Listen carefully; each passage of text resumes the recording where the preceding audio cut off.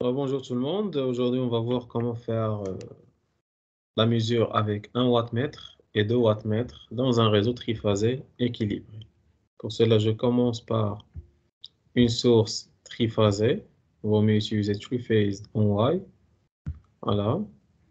Je vais indiquer ici les valeurs, par exemple 220 en 50 Hz. Et je vais utiliser ici 3 résistances. Voilà. De valeurs quelconques. Ce n'est pas un problème la valeur ici. Bien. Et l'autre ici. Juste un espace. Voilà, et je vais utiliser aussi 3 inductances de n'importe quelle valeur. Bon.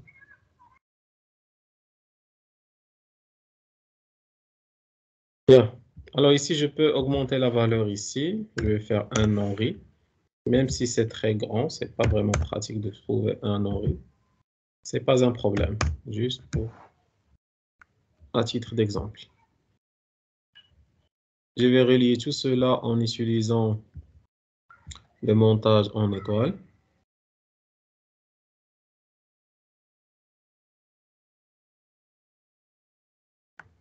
Bien sûr, je lie les inductances en série avec les résistances.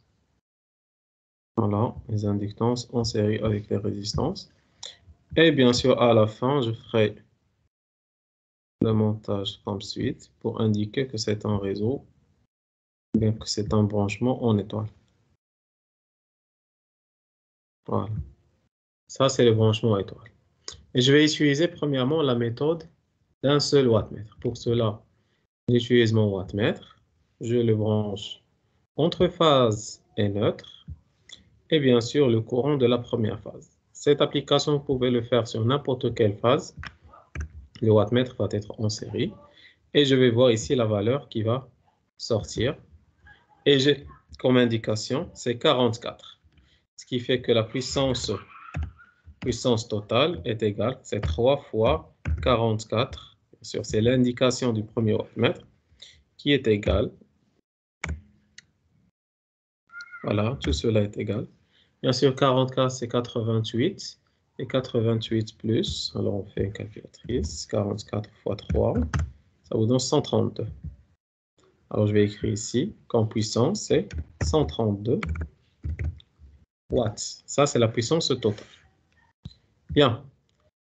Maintenant, pour vérifier la puissance réactive totale, il suffit juste d'éliminer ce câble-là, d'éliminer celui-là, et bien sûr brancher, par exemple, ça entre la phase 3 et ça, c'est dans la phase 2, par exemple. Et je vais avoir ici la valeur qui va m'indiquer, c'est 24.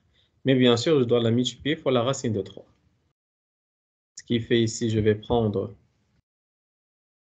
c'est la racine de 3 fois 24. Alors, comme puissance réactive, vous allez avoir Q total est égal, c'est 41,5 var. Alors là, c'est en utilisant la méthode d'un seul wattmètre. Et à partir de ça, je peux déterminer la puissance apparente et le cos phi. Maintenant, je vais faire la puissance, bien sûr, en utilisant la méthode de 2 wattmètres. Pour la méthode de 2 wattmètres, je vais réutiliser ce premier, qui va bien sûr mesurer entre la phase 1 et la phase 2, par exemple. Et la phase 3, je m'excuse. Bien. Et bien sûr, un deuxième wattmètre que je vais l'insérer ici. Voilà. Je déplace celui-là ici.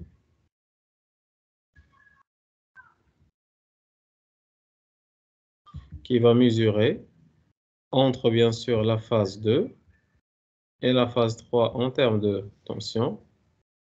Et bien sûr, le courant de la phase 2 qui va être pris en série. En série, je dois éliminer celui-là. Et je lance la simulation. Ça, c'est l'indication du premier wattmètre. Ça, c'est l'indication du deuxième wattmètre. Et bien sûr, la puissance totale comme on a vu, la puissance totale est égale à P1 plus, il y a l'indication du premier qui est 54 plus 78. Voilà, on peut le vérifier. Alors, c'est 54 plus 78. Ça vous donne 132 exactement. Ça revient au même, c'est 132 watts. Et bien sûr, concernant la méthode ou bien le Q, puis tout simplement, je sais que c'est une charge purement ou bien fortement inductive, le Q va être positif. Q total, c'est bien sûr la différence fois la racine de 3. Alors, je vais écrire racine de 3.